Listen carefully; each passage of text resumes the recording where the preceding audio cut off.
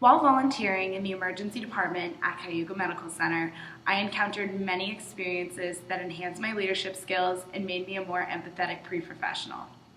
However, the experience that challenged my leadership skills the most was when I sought out a resource to replace Jules, the ED patient navigator and correspondent for the ED PCATs.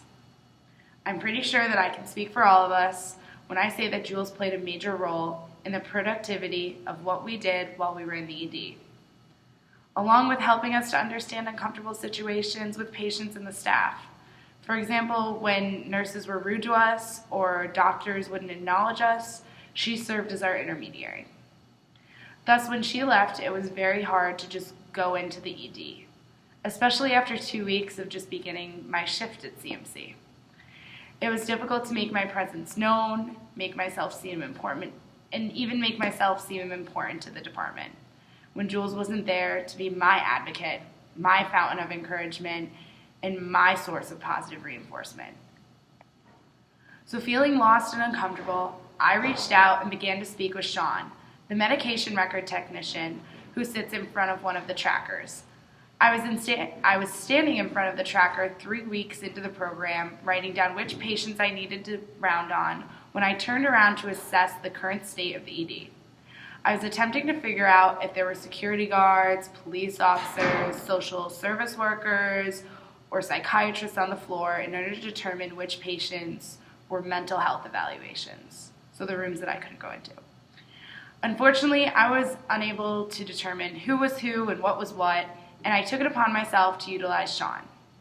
I timidly interrupted him and said, "Hey, I am so sorry to disrupt you, and I don't mean to bother you, but I really need your help. This is my 3rd week here, Jules is gone, and I'm unsure of what rooms I can go into, and I really don't know who I can talk to." And he was just so willing to help me, teach me and inform me on what I should be doing, who I could talk to, who was a good source of information, and he was really imperative to my success in the program. I would not be the type of leader and advocate I am today if he did not assist me through this process. He encouraged me to utilize the resources I was given despite pushback from physicians, med scribes, nurses, hospital aides, anyone who didn't want to give me their time. He kept me on task. He encouraged me to not be afraid of patients, to start a conversation, because the worst thing that could happen is they would tell me to get out of their room and I would never see them again. So without him, I don't think I would have continued with PCAT. And today, I'm thankful that I was given the opportunity to utilize a key resource in a facility I was so terrified of learning how to maneuver. So in the future, I think that PCAT should ensure that there's someone like Sean to be there for other PCATs like he was there for me.